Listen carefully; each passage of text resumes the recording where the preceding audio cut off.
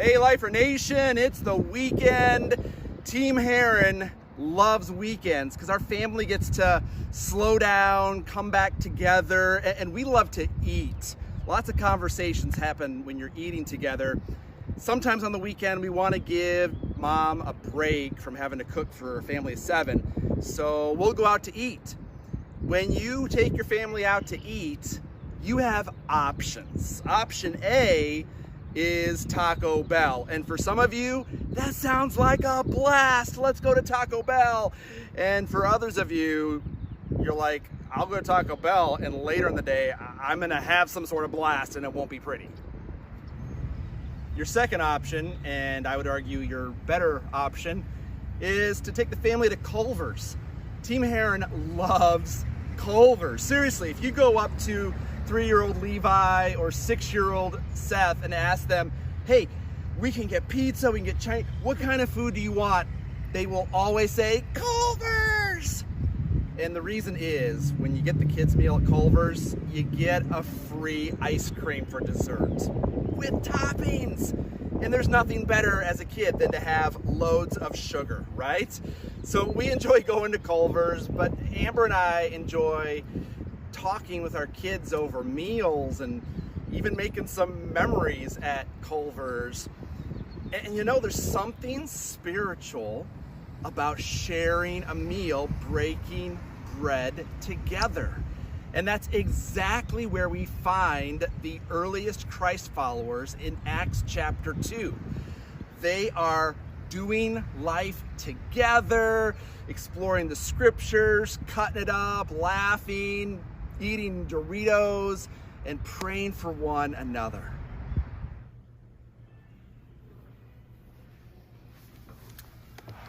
I love our Midland campus here at Life Church.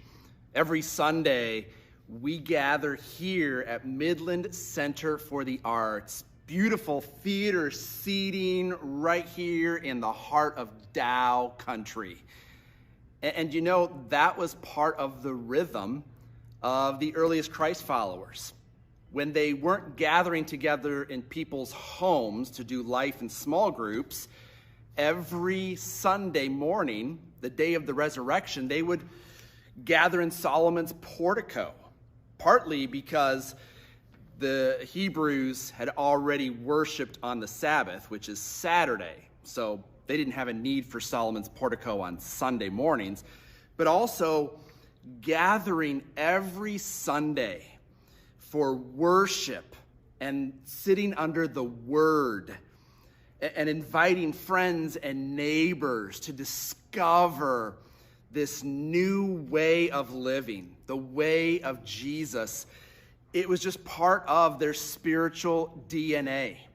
It says this in Acts chapter 2, verse 46, day by day, attending the temple together, breaking bread in their homes, they received their food with glad, generous hearts, praising God and having favor with all the people. And the Lord's response, it says, he added to their number day by day those who were being saved.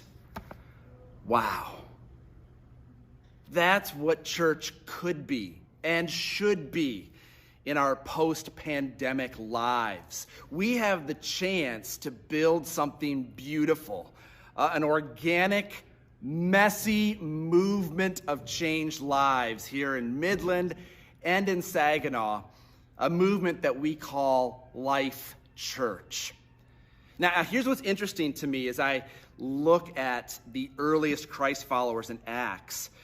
This was not something that just kind of rolled out and was easy, move-in ready, because when God moves in our lives, he doesn't microwave spiritual growth. It's more of a crock pot to our spiritual growth. It's a slow simmer. I mean, think about it. Pete, Jim, John, the disciples, they didn't just walk in and have McChurch. You know, they weren't just given a building. In fact, they had no money, no influence, no people, nothing. Instead, what you see is people who walked with Jesus for 3 years. 3 years of slow, gradual spiritual development. And then after the resurrection, Jesus didn't say, go start a church. He said, go and pray. So there was another 40 days of waiting. That's how God works in our lives. It's not microwave popcorn that's instantaneous. Jesus always talked about seeds planted in the ground.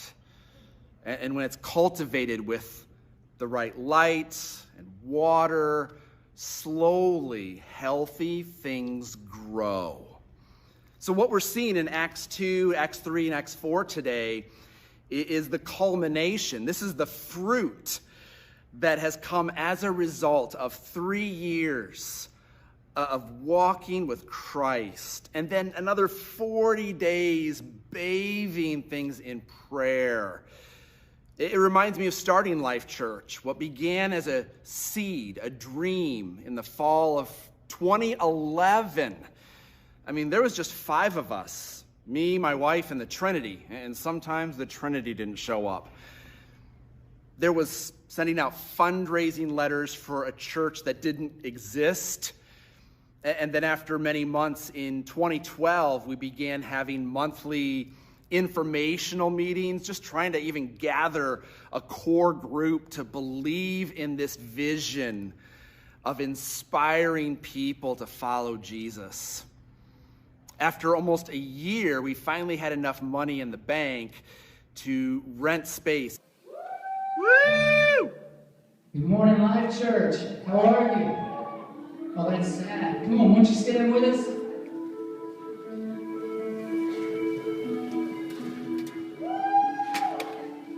Can you put your hands together with us? Amen. See, it would have been easy for us to start Life Church where things were comfortable and familiar, where we honestly already had a built-in audience. You see, our story was that we were at a church in the thumb of Michigan, in Cairo. And when we came in, God did something amazing. We were baptizing hundreds of people.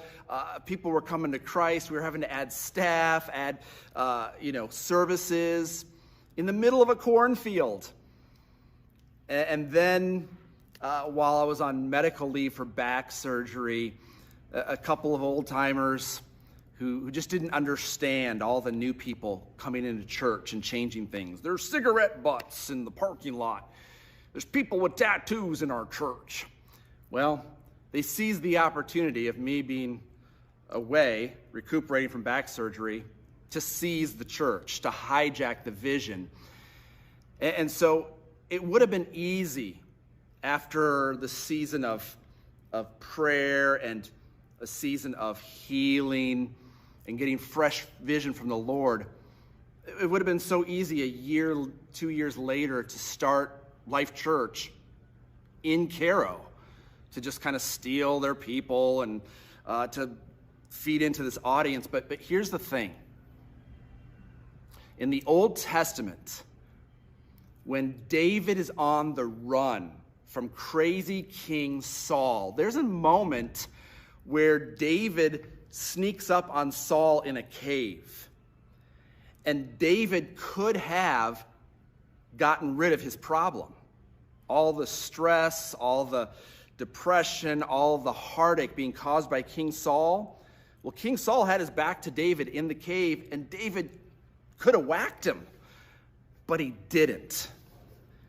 And when David's buddies later said, David, man, you had your opportunity. You could have taken the throne. You could have had all the people and all the stuff. David said, but that would have been sin. Because even though I don't agree with King Saul, and frankly, I think he's cuckoo for Cocoa Puffs, David said, Saul is still God's anointed. Even though I don't agree with him as the king or as the leader, I don't have permission to knock him off the throne or to take what belongs to Saul. sometimes God calls us to be patient, to wait on the Lord, so that the fruit later in life is pure fruit. It's good fruit. It's a fruit of the Spirit, not of the flesh. When you drive through downtown Midland, you see these banners that say, Midland, City of Pioneers. And it's that pioneering spirit that launched the early Christ followers, the early church. And so everything starts slow and ramps up. That's true in our spiritual lives. That's true in the early church. Like Midland campus began as this dream in 2016. I remember May 2016 saying, hey, God's calling us to Midland, Sanford, Aurora. Let's go for it. And we spent a good 12 months preparing, raising the funds, getting systems together, praying, pleading for God's favor before we ever opened the doors in Midland. So our Midland campus was born in the spring of 2017. And then it was just this gradual growth, slowly reaching more and more families and college students, so that by the spring of 2020, after 3 years of setup, tear down, portable church, we were rocking and rolling and slammed right into COVID. And everything shut down, and now reopening Life Church Midland is kind of like hitting Control-Alt-Delete. It's starting over from the beginning. But God says in Zechariah chapter 4, verse 10, do not despise the days of small beginnings, for the Lord blesses that. That's what you see with these early Christ followers. That's what you see with Life Church's journey. And that's what you see with this shop that's right behind me, Old Macaron, here in downtown Midland, which was founded by two of our lifers that call Midland campus home, Shane and Cody.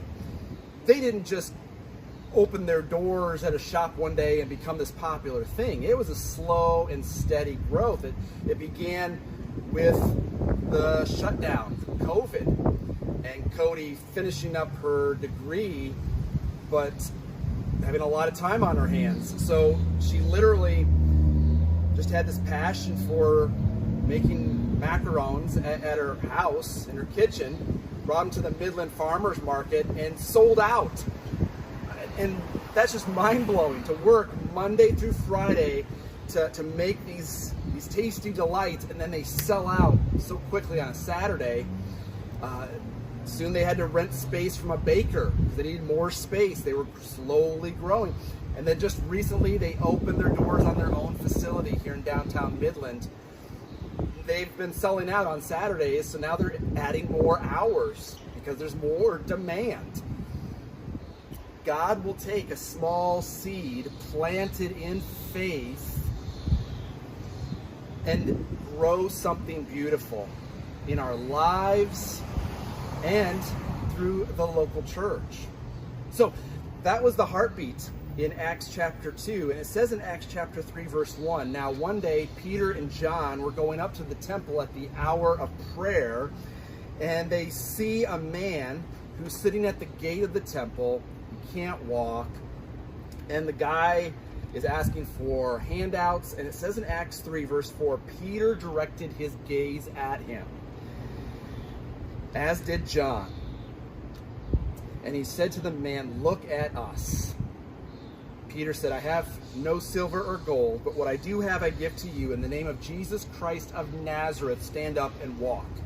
The man rises up. It says he leaps for joy. A crowd notices that this lame man is literally moving forward by faith. And so as he's attracting a crowd, Peter seizes the moment, seizes the opportunity, carpe diem, and starts to share his faith about how nothing is impossible for God. In fact, the word impossible is not in God's vocabulary. When we hit the wall of impossible, God is just getting started in our lives. And so all the people were filled with wonder and amazement in the portico called Solomon's. Peter seized the opportunity because he understood we cannot stay silent when a work of God is evident. Well, the religious authorities don't like it, and so they take Peter and John, haul them off to a kangaroo court, and Peter takes the opportunity in front of these religious leaders to preach the gospel, to say it is by the name of Jesus Christ of Nazareth that this lame man walks. And one of my favorite verses of the Bible, Acts 4, verse 12, Peter says, "There is salvation in no one else, for there is no other name under heaven given among men by which we must be saved." Now, when they saw the boldness of Peter and John and perceived that they were uneducated, ordinary men, they were astonished. See, there was nothing special about Peter and John. They were ordinary, unschooled. But God will take our ordinary to do the extraordinary. And it says in Acts 4, verse 13, that the religious authorities recognized that Peter and John had been with Jesus. That's it. The more time we spend with the Carpenter King, the more fruit will grow in and through our lives. It reminds me of what Mary said in the book of John. Jesus performs the first miracle. He turns water into wine. And in John chapter 2, verse 5, Mary says to the servants, "Do whatever he tells you." That's some great advice right there. Like, whatever Jesus says, just do it. Listen to God. Do what he says. Even if you're starting from the ground floor up in your faith or in a business venture. It's like, what about Bob? Baby step, baby step. Listen to him. Do whatever he says, because just like Peter and John, if you've been with Jesus, you can be an unschooled, ordinary person that God uses to do extraordinary things.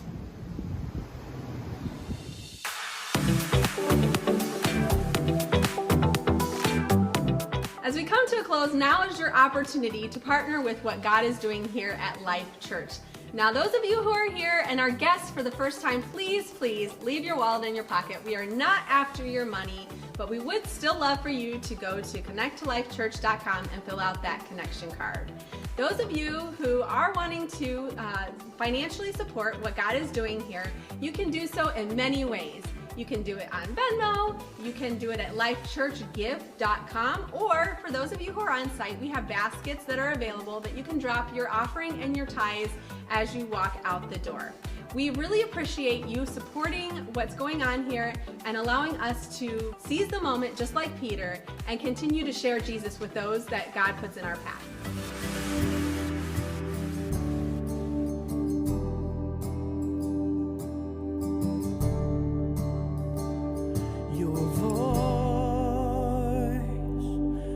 Sounds through my bones. I see you, I feel you call me home.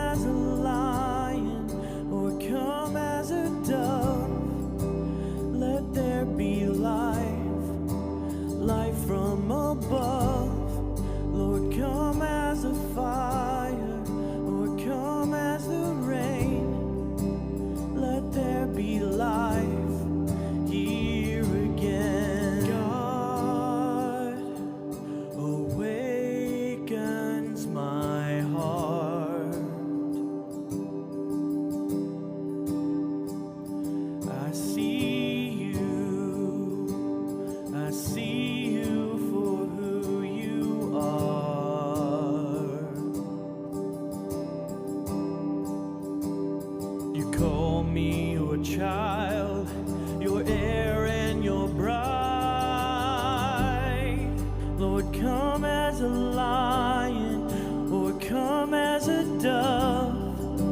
Let there be life, life from above. Lord, come as a fire or come as a rain. Let there be life here again. You take a wounded heart, you heal every scar. You say, come just as you